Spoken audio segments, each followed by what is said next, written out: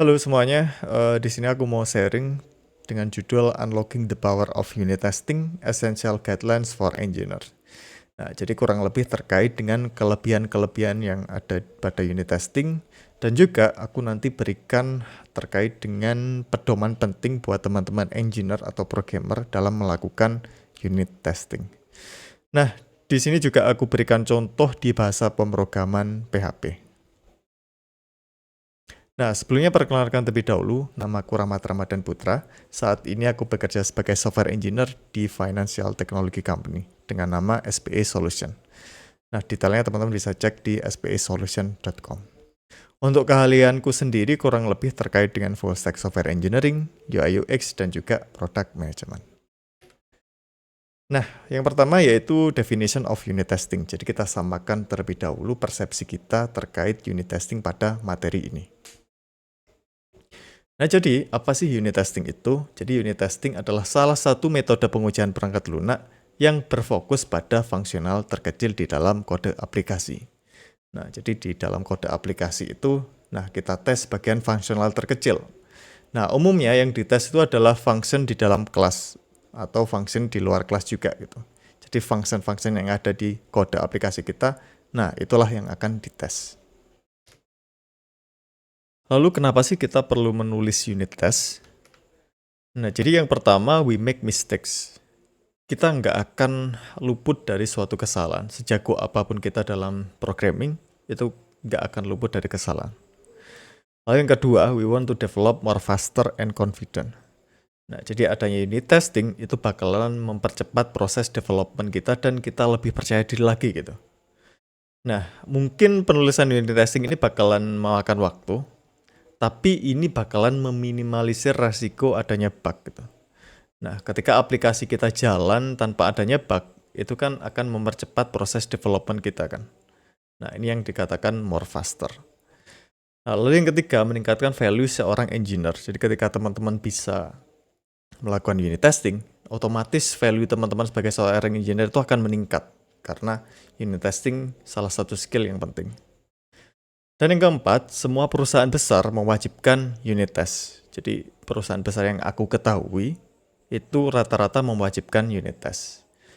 Dan yang kelima, meminimalisir kesalahan tes oleh QA. Jadi walaupun di tempat kerja kita gitu ya ada seorang QA atau quality assurance yang kerjaannya ngetes aplikasi gitu ya. Nah, dengan adanya unit test itu bisa meminimalisir kesalahan mereka gitu. Nah, lalu benefitnya apa? Nah, benefitnya ada banyak banget teman-teman. Yang pertama yaitu mendeteksi bug lebih awal, lalu percaya diri ketika kode sudah di production, lalu sebagai dokumentasi aplikasi. Nah, jadi ketika kita menulis unit test itu otomatis bisa dijadikan suatu dokumentasi aplikasi. Lalu kode akan lebih mudah dipahami, jadi kode aplikasi kita akan lebih mudah dipahami. Nah, ini relate dengan dokumentasi aplikasi ya. Jadi dokumentasi itu kan sebenarnya untuk mempermudah kita dalam atau mempermudah orang lain dalam memahami kode kan. Nah, itu salah satu benefitnya. Dan mempermudah proses refaktor, jadi ketika di kemudian hari kita ingin nge-refaktor sesuatu gitu ya. Nah, ketika itu ada unit testingnya, itu bakalan mempermudah teman-teman dalam refaktor. Dan masih banyak lagi teman-teman bisa cek di Google atau teman-teman bisa tanya di AI chat gitu ya, apa saja benefitnya dan juga apa saja tadi kenapa alasan kita perlu unit test, teman-teman bisa cek di situ. Nah, lalu prinsip di dalam unit test. Nah, principles-nya itu ada banyak banget teman-teman, dan ini nanti juga bergantung di tempat kerjanya teman-teman itu pakai prinsip yang mana gitu. Nah, di sini aku tulisin ada 10 prinsip yang menurutku penting, ada maintainability, determinism, speed, simplicity, hingga comprehensiveness. Ini nggak aku bahas satu-satu ya, jadi kurang lebih nanti teman-teman bisa baca-baca sendiri dan bisa tanya di AI chat atau teman-teman bisa googling. Karena ini cukup panjang lah pembahasannya gitu. Nah, ini adalah basic example dari unit test. Nah, jadi buat teman-teman yang baru tahu unit test atau mungkin udah tahu unit test tapi belum pernah nulis unit test, nah ini mungkin bisa jadi referensi buat teman-teman. Nah, basic example-nya dari unit test itu seperti ini teman-teman. Di sini ada kelas kalkulator dan juga ada function add gitu ya. Nah, lalu untuk tesnya di sini aku pakai PHP unit dan ini contohnya di dalam kondisi positive case gitu ya. Nah, jadi di dalam sebuah tes, apapun tesnya gitu ya, itu ada yang namanya test case gitu, test cases gitu biasanya. Nah, jadi itu kondisi-kondisi tes. Nah, salah satunya di sini untuk function add. Di sini ada case positif. Nah, kita deklarasikan kelasnya kalkulator, terus kita tambahkan prefix test dan juga fungsinya ada prefix test tapi di depan. Nah, tes terus function add gitu ya. Nah, di dalam kode test add ini, nah ini adalah kode unit test kita gitu. Nah, yang dimaksud unit test itu kodenya ada di sini teman-teman. Nah, ada 3 step atau 3 langkah. Yang pertama ada init, add, dan juga assert. Init di sini kita ngeinisialisasi kelas yang akan kita tes. Lalu kita add, yaitu kita definisikan function yang akan kita tes. Di sini ada function add. Nah, lalu kita akan coba uji dengan nilai 2 dan 3. Nah, lalu kita assert atau kita validasi. Nah, di sini contohnya menggunakan assert equals. Jadi kita pastikan nilainya sama dengan yang kita definisikan di sini. Contohnya di sini 5 ya. Nah, jadi kita pastikan 2 dan 3 itu hasilnya 5. Nah, ini kondisi positive case. Ketika dijalankan, nah ketika hasilnya 2 dan 3 ini nggak 5, nah maka tesnya akan error gitu. Karena nggak sesuai dengan ekspektasi kita. Nah, jadi assert itu bisa dikatakan juga set expectation dari kita sebagai yang ngetes gitu. Nah, di sini result ya teman-teman, sorry kalau kepotong. Jadi result dari function add yang didefinisikan di sini. Nah, jadi basic dari unit test itu seperti ini teman-teman. Jadi ada sebuah function di dalam kelas atau di luar kelas juga bisa. Nah, di sini kita lakukan unit test. Jadi seperti itu basic example-nya. Nah, lalu untuk negative case-nya seperti apa? Nah, kurang lebih sama, ada init, add, dan assert. Nah, yang membedakan nanti di assertion-nya gitu. Nah, kalau tadi 2 dan 3 kita asumsikan sama nilainya. Nah, kalau di sini kita asumsikan nggak sama. Artinya di sini kita menggunakan assert not equals gitu. Nah, jadi kita pastikan hasilnya nggak sama dengan yang kita definisikan di sini. Contohnya di sini, aku asumsikan nilainya itu nggak sama dengan 10 gitu ya. Jadi ketika 2 dan 3 itu nilainya bukan sama dengan 10, maka tes ini berhasil gitu. Tes ini oke. Nah, tapi kalau 2 dan 3 hasilnya 10, nah itu bakalan error gitu tesnya. Nah, karena nggak sama dengan 10 atau nggak sesuai dengan kita harapkan gitu. Karena kita di sini tidak mengharapkan nilainya itu atau resultnya itu 10 kan. Nah, karena 2 dan 3 returnnya pasti 5. Nah, ketika menggunakan set equals, nah dia kan pasti 5 kan. Nah, jadi itu untuk negative case. Jadi kondisi-kondisi yang biasanya negatif ini kondisi kalau di dalam function ya, itu kondisi-kondisi error di dalam functionnya gitu. Nah, jadi ketika kita membuat sebuah function, nah pastikan teman-teman di situ ada 2 kondisi, yaitu kondisi sukses dan kondisi error. Nah, itu nanti kondisi error biasanya ada pada negative case.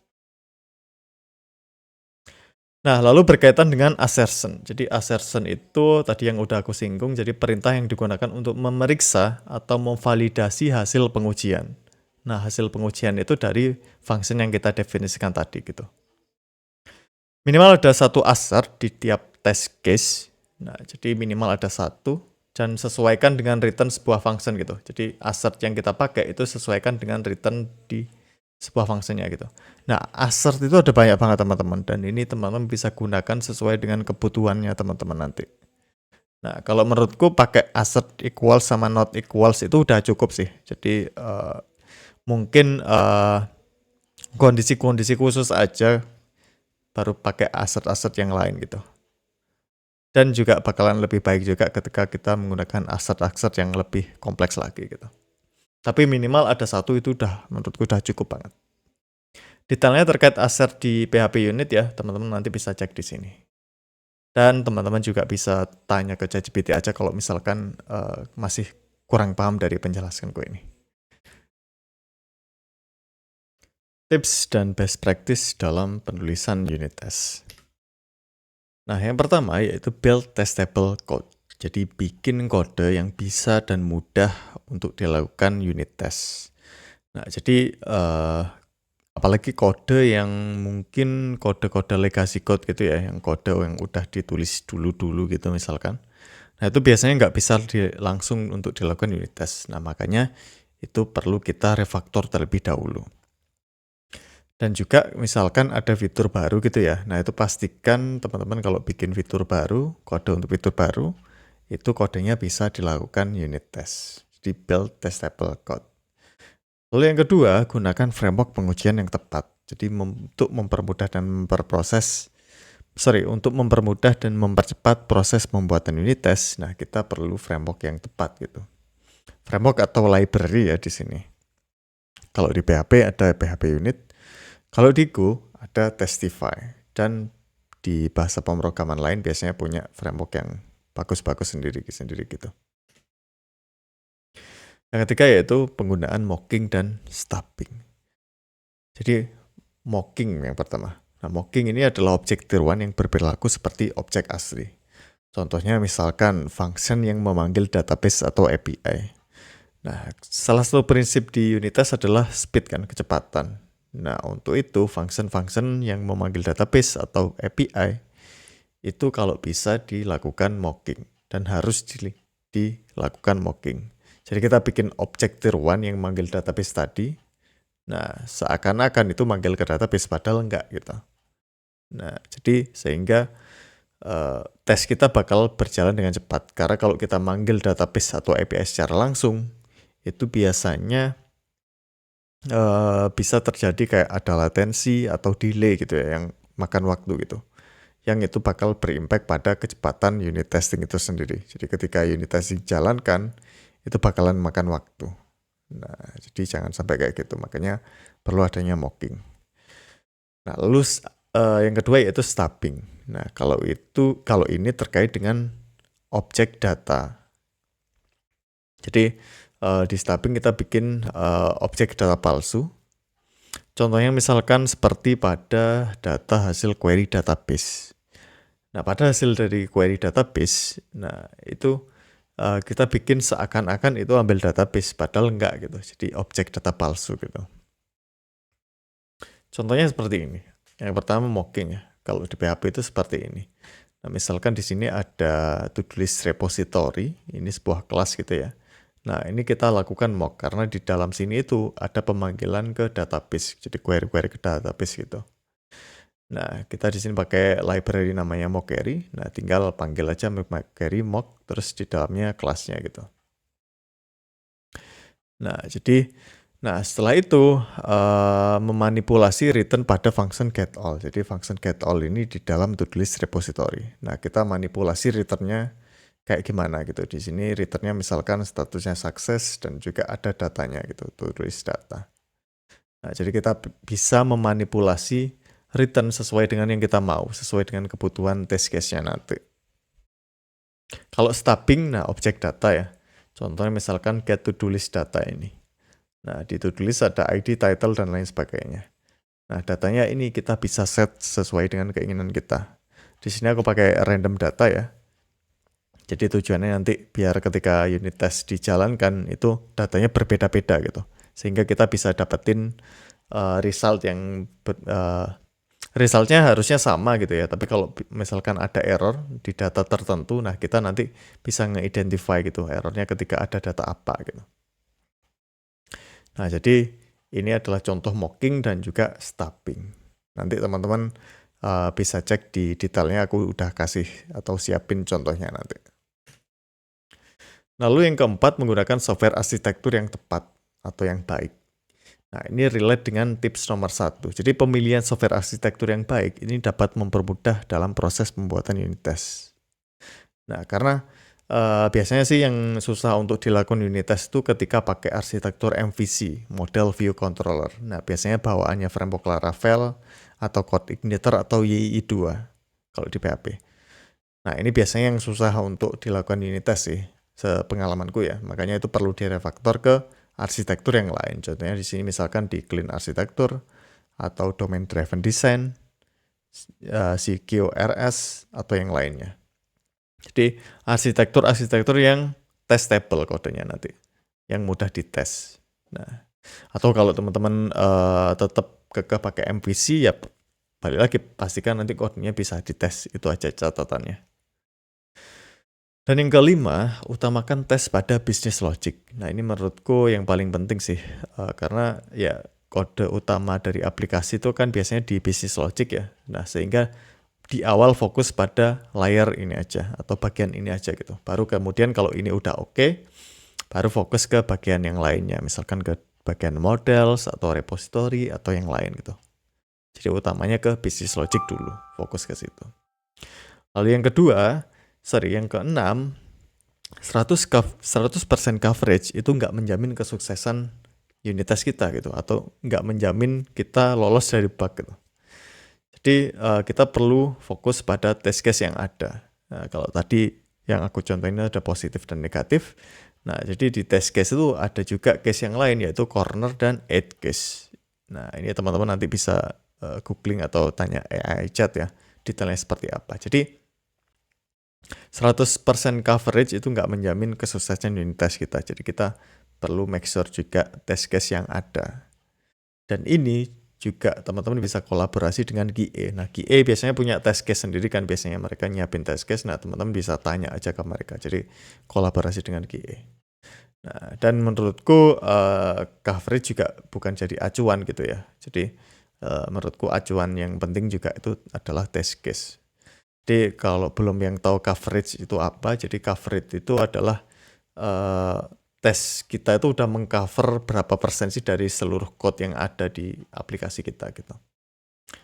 Nah, dan biasanya kalau di yang aku terapin itu coverage tingginya itu terletak di business logic. Bahkan aku selalu mengusahakan 100% coverage pada business logic biasanya kayak gitu. Walaupun itu nggak menjamin ya, balik lagi pada test case juga. Nah, selanjutnya adalah start writing the test. Nah, jadi alur menulis tes. Ini alur menulis tes yang biasanya aku lakukan ya. Yang pertama, buat kode yang mudah dites. Nah, ini yang berkaitan dengan tips tadi ya. Jadi testable. Nah, kalau kodenya nggak bisa dites, atau mungkin kalau dijalankan di PHP unit nggak bisa gitu misalkan.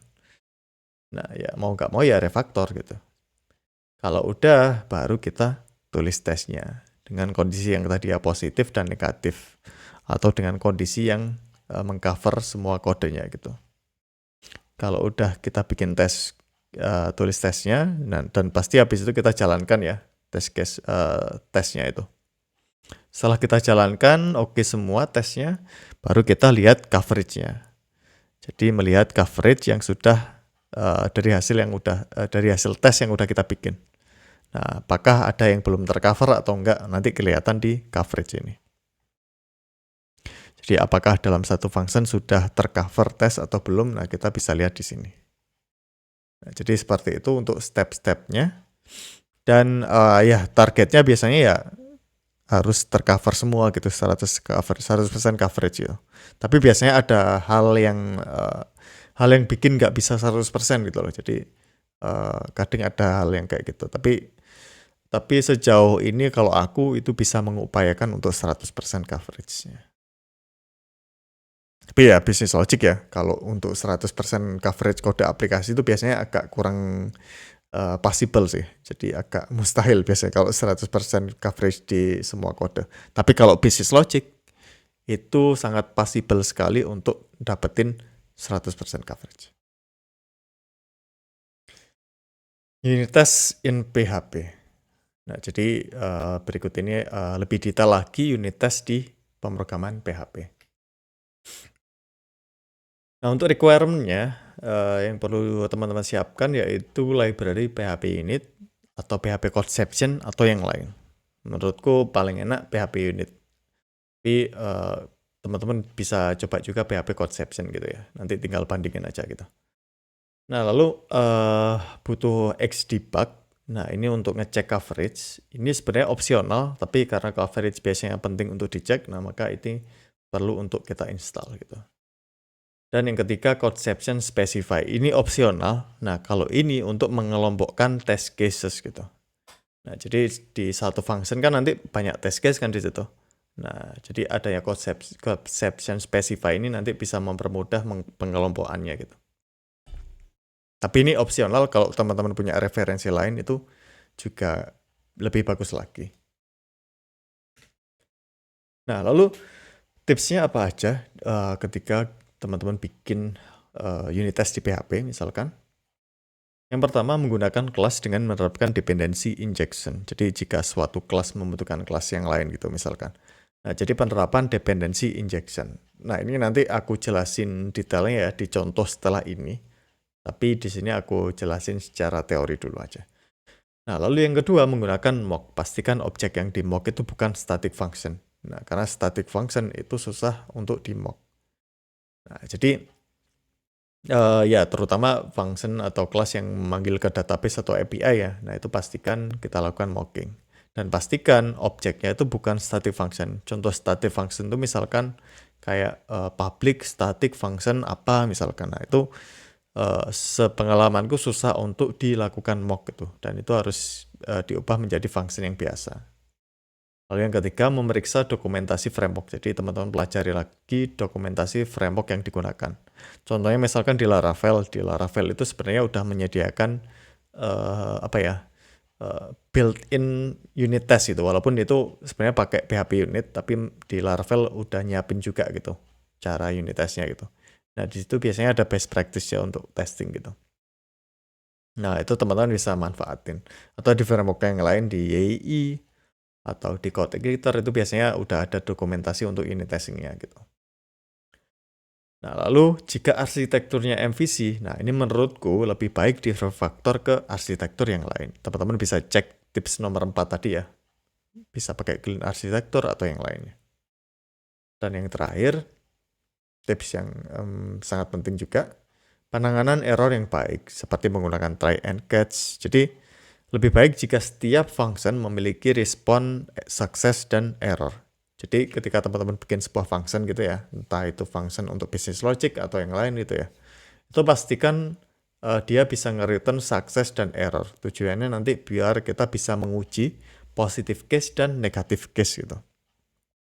Nah, jadi untuk penanganan error yang baik seperti itu. Jadi jangan sampai function cuma nge-return sukses aja misalkan. Nah, kita kan nanti nggak tahu kondisi ketika dia error seperti apa. Dan itu nggak bisa kita uji melalui unit test akhirnya.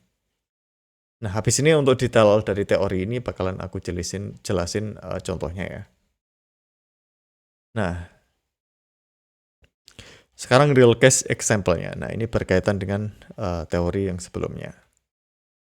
Teman-teman bisa cek, aku bikin repositorinya di sini ya, GitHub perawat RDN example PHP unit test. Nah, seperti ini repositorinya, ini contoh penerapan unit test di PHP yang aku bikin.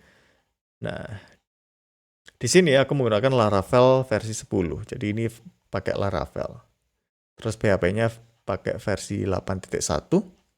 Terus di sini aku pakai PHP unit versi 9.6. Dan aku pakai conception specify, lalu pakai extension xdebug versi 3.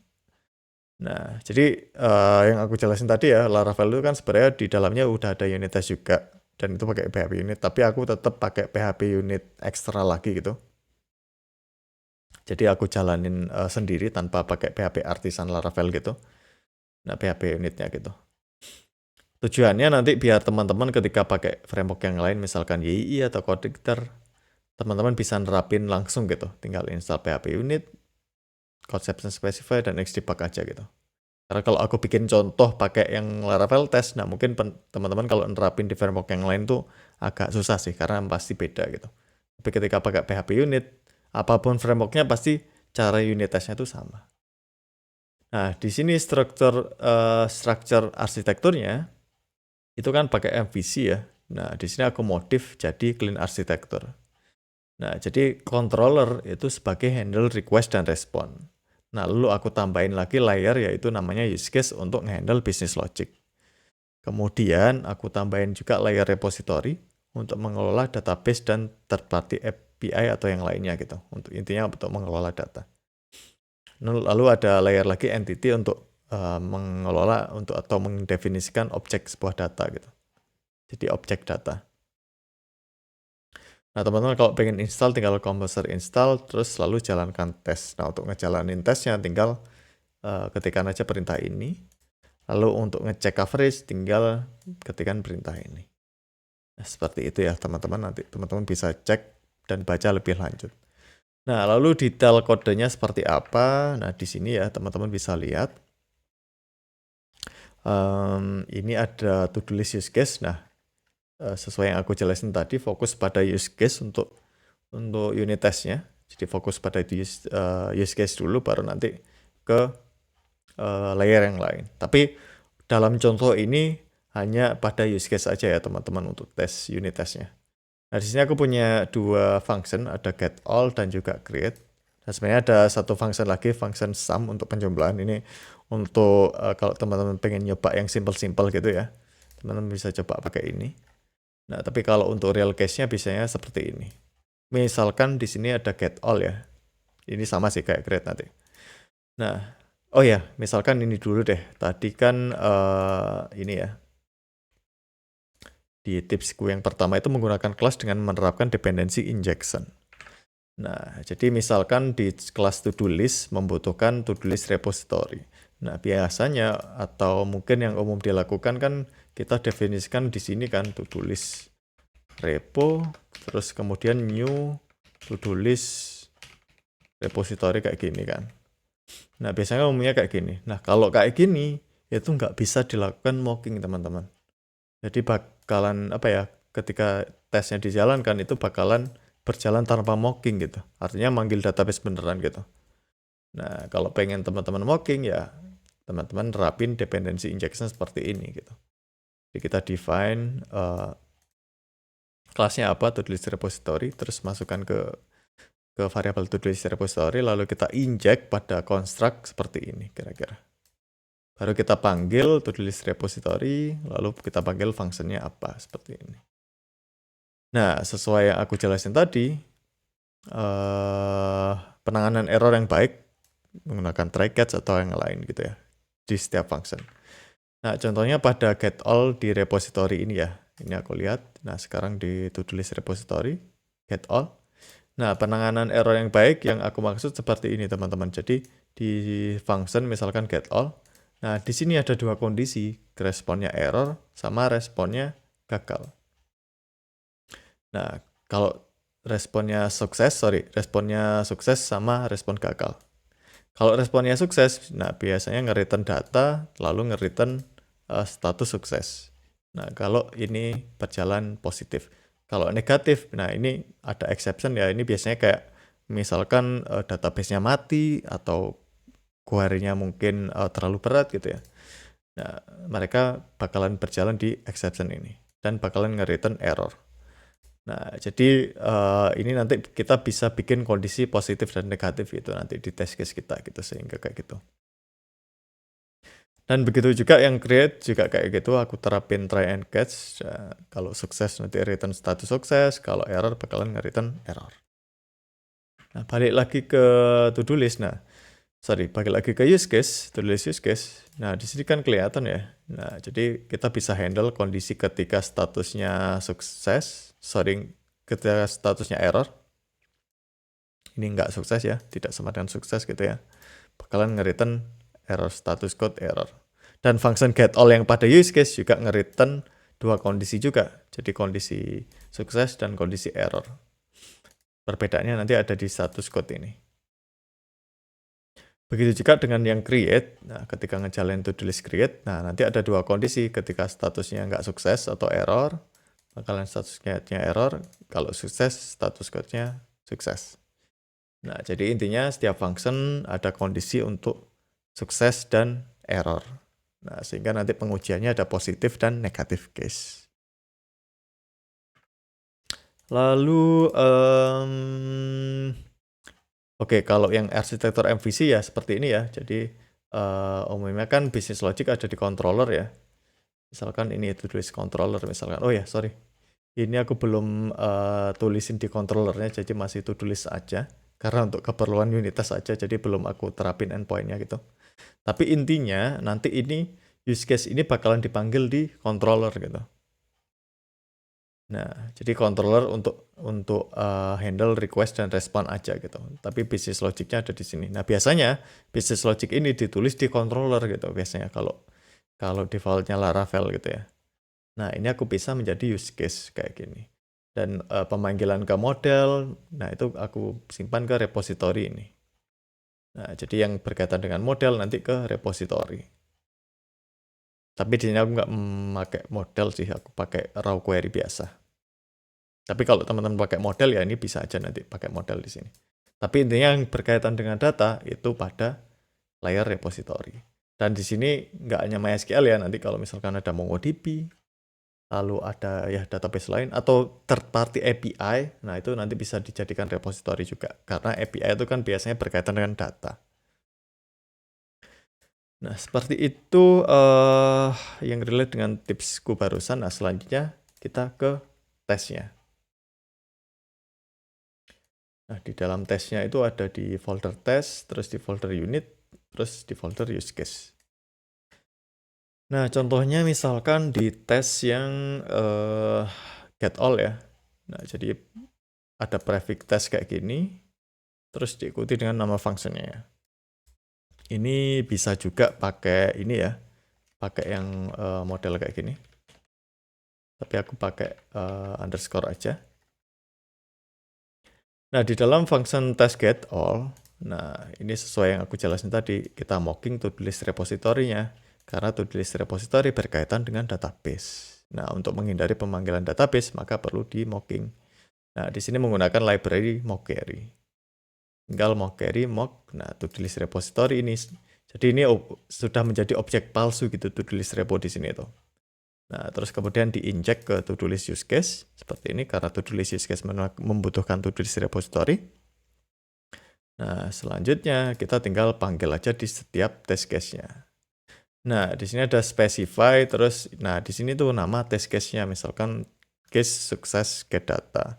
Terus di sini case failed get to-do list data. Nah, jadi ini yang aku maksud mengelompokkan test case gitu. Kalau nggak pakai specify ya bakalan mungkin menggunakan komentar kayak gini ya, kondisi apa gitu misalkan, atau kayak gini misalkan.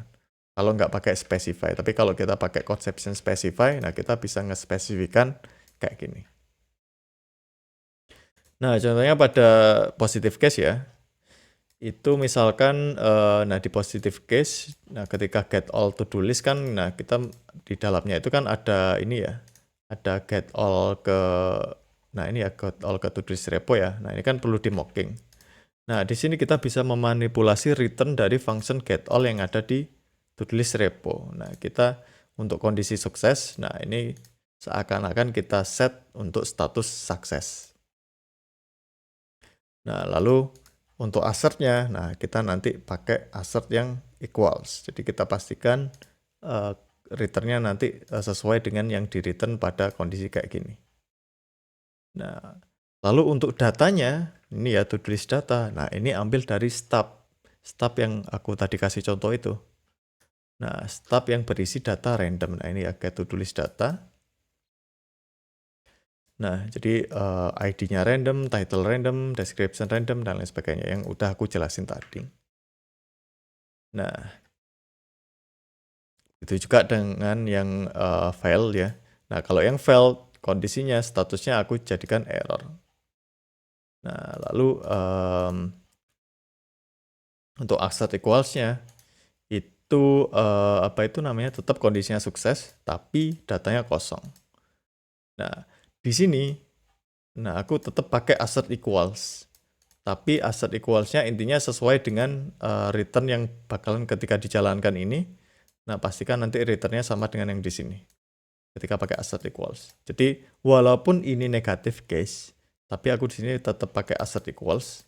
Tapi yang penting nanti ya sesuai dengan kondisi tesnya gitu.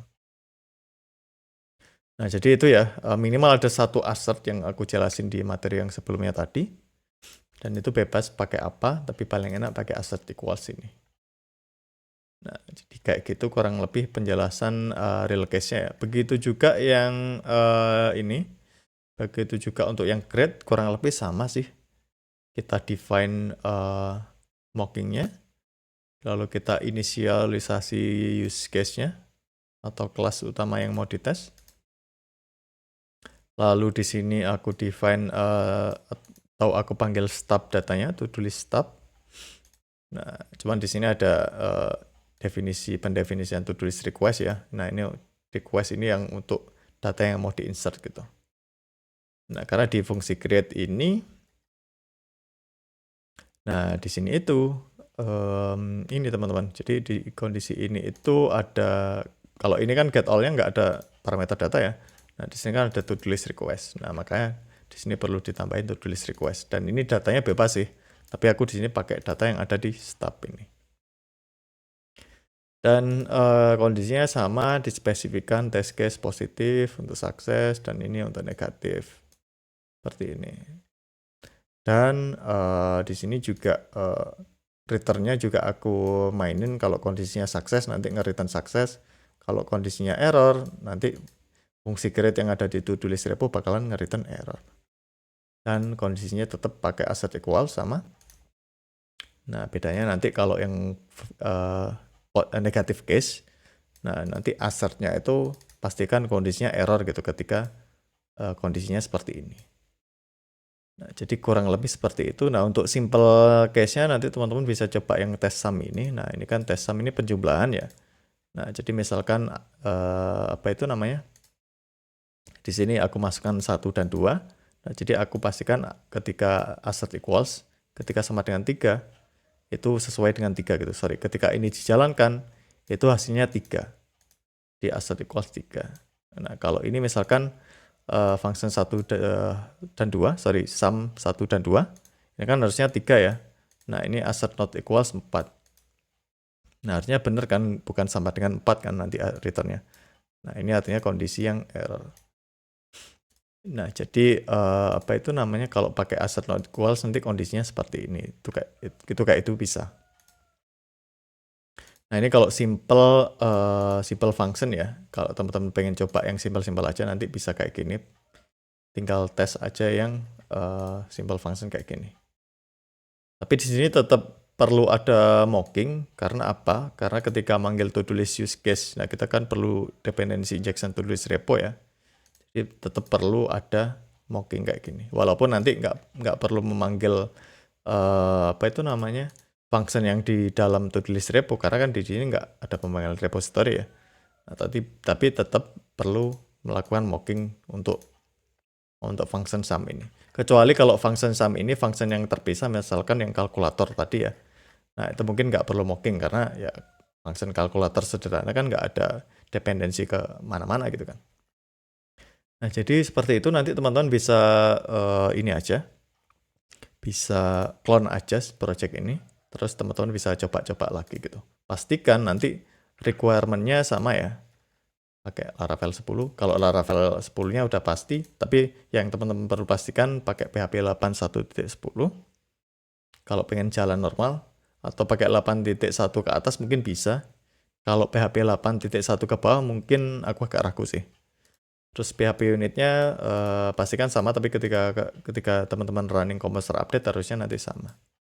Dan ini udah otomatis Composer update. Nah, kalau PHP extension Xdebug, ini instalasinya ada langkah-langkah gitu, tapi tutorialnya banyak kok teman-teman. Nah, seperti itu ya, kurang lebih. Jika nanti teman-teman bingung terkait penjelasanku ini, teman-teman tinggal tanyakan aja di komentar, atau langsung teman-teman DM aku aja. Oh ya, sekarang aku coba jalanin ya. Nah, jadi real case example, mana tadi? Nah, sekarang run test di PHP unit. Nah, untuk komennya seperti ini ya. Vendor bin PHP unit. Nah, ini artinya kita panggil lewat folder PHP unitnya, lalu kita menggunakan perintah test, nah lalu menggunakan opsi test docs. Nah, contohnya misalkan di sini ya, vendor bin PHP unit. Nah, dia bakalan sukses semua gitu. Dan di sini kelihatan makan memori berapa, terus waktunya berapa. Nah, nanti kita bisa cek gitu berapa lama tes itu dijalankan. Dan di sini kita bisa kelihatan ya di to-do list use case ada function apa aja yang dites. Di sini ada get all dan grade dan juga sum. Test docs, nah kenapa kok pakai test doc? Test doc itu untuk ngemunculin detail tesnya gitu. Karena kalau nggak pakai test doc itu bakalan kayak gini teman-teman. Nah bakalan nggak kelihatan ya apa yang dites kan. Nah makanya perlu menggunakan test doc.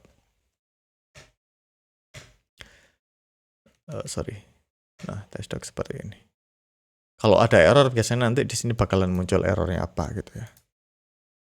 Nah selanjutnya kita cek coverage sesuai dengan langkah-langkah yang aku susun tadi ya. Setelah kita nulis tes, kita jalankan aman, baru kita cek coveragenya. Nah di pengecekan coverage menggunakan perintah kayak gini. Test doc, nah cuman di sini kita tambahkan opsi untuk coverage HTML diikuti dengan folder generate HTML-nya itu di mana. Nah aku taruh di test/coverage. Jadi nanti hasil generate HTML-nya itu kayak gini. Nah, jadi coverage-nya itu berupa HTML, teman-teman, kalau pakai PHP ya. Sebenarnya bisa pakai format yang lain sih, cuman paling enak pakai HTML. Oke, berhasil ya. Nah, kalau untuk generate HTML coverage itu biasanya emang memakan waktu dan ini nggak masalah. Yang penting ketika kita generate atau kita jalanin tanpa yang generate coverage ya, itu bisa cepat. Yang penting itu ini. Kalau generate coverage itu walaupun lama nggak ada masalah sih. Nah, ini udah berhasil tergenerate. Nah, generating kode coverage report in HTML format berhasil. Nah, kalau kita pengen cek, kita tinggal cek aja di folder coverage, terus index.html ini. Nah, ini hasil generate-nya tadi. Nah, nanti kita buka aja di browser. Nah, hasilnya seperti ini, teman-teman. Dan kelihatan nanti bagian mana yang belum ada unit testnya. Tapi balik lagi, menurutku yang paling utama itu ada di business logic dulu. Baru fokus ke yang hal yang lain. Jadi business logic dulu kita coverage-nya kita maksimalkan sampai 100% misalnya, baru ke bagian yang lain. Bagian yang bebas yang mana. Nah, contohnya pada use case ya yang kita bikin tadi, to-do list use case. Nah, jadi kita bisa lihat gitu kode mana yang belum tercover. Nah, kalau misalkan nanti ada yang kelihatan yang belum tercover itu biasanya ada warna merah gitu, teman-teman. Nah, kalau ada warna merah biasanya itu belum tercover. Nah, ini hijau semua karena semua udah tercover unit test. Nah, jadi seperti itu ya, teman-teman. Ketika habis nulis unit test, nah kita cek coverage-nya apakah udah tercover semua. Nah, jadi dengan begini kita bisa tahu mana kode yang belum tercover unit test. Dan juga berapa ukurannya coverage di kode kita gitu. Misalkan di use case, nah berapa persen nanti bisa kelihatan di sini. Misalkan di sini udah 100% ya. Nah, kayak gini. Jadi itu untuk sharing session ya. Jika teman-teman tertarik belajar lebih detail tentang unit testing di PHP, silakan teman-teman mengikuti online workshop unit testing di PHP yang akan aku selenggarakan. Detailnya nanti teman-teman bisa cek di sini ya untuk pendaftarannya. Nah, jadi di sini aku akan membantu teman-teman untuk memahami lebih jauh dan lebih dalam tentang unit testing di PHP. Di situ juga aku berikan contoh real penerapan nyata di project, real case gitu ya. Terutama buat teman-teman yang belum memahami dari sharing sessionku yang sebelumnya ini ya, yang sekarang ini. Nah, jadi silahkan ikutin, terutama buat teman-teman yang sedang membutuhkan materi terkait unit testing di PHP. Nah, sekian, terima kasih banyak. Thank you buat teman-teman yang ngikutin materi ini. Follow for more untuk informasi sharing yang lainnya. Teman-teman bisa follow di Instagram atau di LinkedIn. Jadi itu, thank you semuanya.